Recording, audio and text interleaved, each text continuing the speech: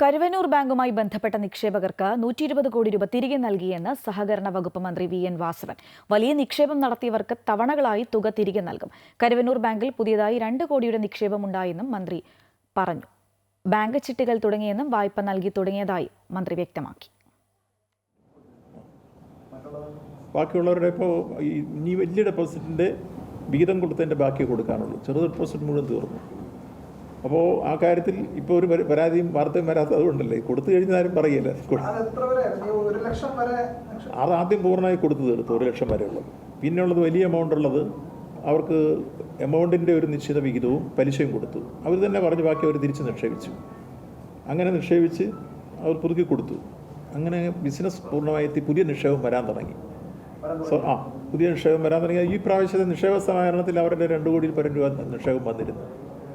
അതുകൂടാതെ അവർ ചിട്ടി ആരംഭിച്ചു, മറ്റ് ലോൺ കൊടുത്തു തുടങ്ങി. ആ ബാങ്ക് സാധാരണഗതിയിലേക്ക് അതിൻ്റെ ബിസിനസ് വന്നു.